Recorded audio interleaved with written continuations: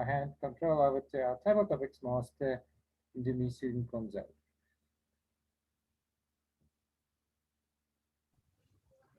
Thank you, Mr. Toastmaster. Gentlemen, Mr. Toastmaster, thank you for alerting our guest that I'm also coming for him. Lindela, I hope you're ready. You must take a deep breath because you are also going to have a chance to speak. Oh, Ndumiso. I thought I'm just here to learn today. We are all learning. You see, that's what this is about. You are here to maybe let's start with Rain Flistra. The first question comes to you, and this table topics theme is based on Percy's speech. I've had a chance to listen to the speech before it was presented tonight. So the theme of this table topic session is based on that speech. So we start with Rain and his head. We want to know, how does Rain prepare his mind for what he needs to do, either in the day or the year or the week, whatever that he needs to do? How do you prepare your mind for what's coming for you?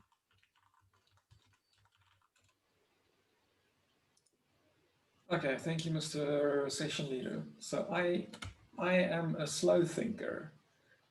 I take a long time to think about stuff. How do I prepare my mind? I sit still, I take a piece of paper and I start drawing or I start noting things. It obviously highly depends on the type of thing that I'm preparing myself for. If I'm preparing myself for work, then I go and sleep early. If it's an important meeting at work, I run through some of the scenarios that might come up in my mind. And other times I'll drink a glass of whiskey or something, and that just relaxes me enough to not worry. Sometimes that's the only way to prepare. And in table topics you can't, so there you go. Thank you, Mr. Table Topics Master. Thank you, Rain. I love the fact that you sleep, you draw, and then sometimes you just get yourself whiskey and you are ready. Thank you for the interesting take, Rain. Sam, because you've been in Botswana, let's speak about your soul. Percy says it's the mind, it's the body, then the soul is a bigger picture. Now, take us into your soul. Take us into the bigger picture of your life. Where do you want to go with your life?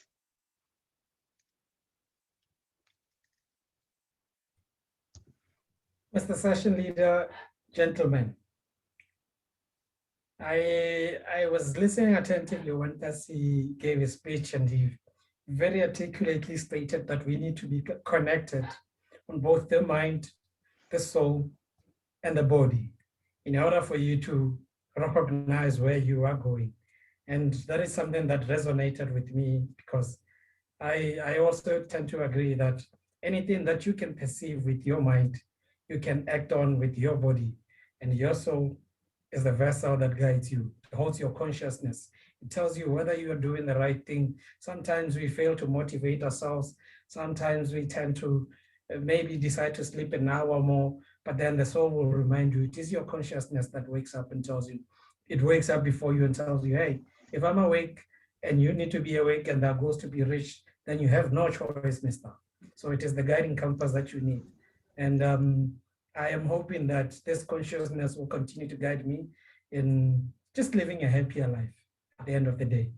As long as you can work on your ideas, which is your mind, and action them with your your campus will always guide you in the direction. And if happiness is what you seek, then it will take you there, Mr. Session Leader.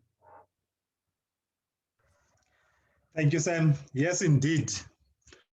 Your soul is that little voice that tells you that you are on the right track or not. And we must all learn to listen to that voice. Lindela, it's your turn. Yes, Ndumiso. Please turn your camera on if you've got nothing else that you're hiding. Okay, it's on now. Thanks. Yes, Percy talked about his friend and what his friend does on, or what his friend would have done on social media. Would you tell us about your experience of social media? You can take us anywhere, bad, good, bad, and the ugly. Yeah, thanks for that. I think the good side of social media is that, especially in the times where we find ourselves in, where as social beings we are able to connect physically. So the good side of social media is that it gives us that opportunity to connect to each other, whether it's for business or in general. It gives us that opportunity to connect with our families, friends, and like, I like how you presented or showed how Nando's managed to attract leads and customers using social media. That's a good side of it. And the bad side of it is basically when you don't understand it, you might get your privacy compromised, you know what I mean, if you know what I mean. So that's the only challenge, because we don't, it's a platform that as consumers we don't really control it. So whatever you put there, it might be out there, and companies go and use that information. If you in today's terms, companies are always talking about big data, so they're always looking for anything that they can find on us as the consumers of social media. I think that's a bad side of it. Thanks. Thanks you, Lindela. That was very good. And I don't know what you were cautious of. And I hope that Peter is going to add what you've just said now on my speech and evaluate it accordingly, because that's the little bit that I left behind. So now, Peter, you have it. Let's jump on to, now that you have unmuted yourself, Peter, let's jump on to you. Chasing rivers and forgetting about waterfalls, or chasing waterfalls and forgetting about rivers. Things sometimes they don't go well in life, Mr. Peter Miller. Would you share with us your most interesting experience in this adventure called life? Thank you, Mr. Topics Master. I think the most important achievement in my life has that I've lived until as long as I have. It's an achievement in itself these days. But yeah, what have I done in my life? Well, you know, people say to me, why did I go into politics?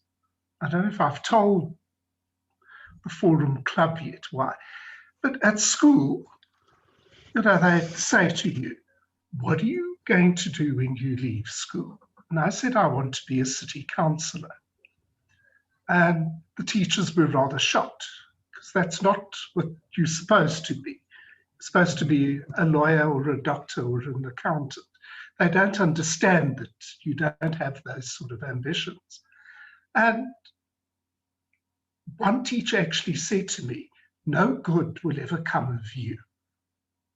And if one thing I wish that teacher was still around, that I could say to him, well, you're quite right, no good has ever come of me. I'm still a politician, Mr. Topics Master.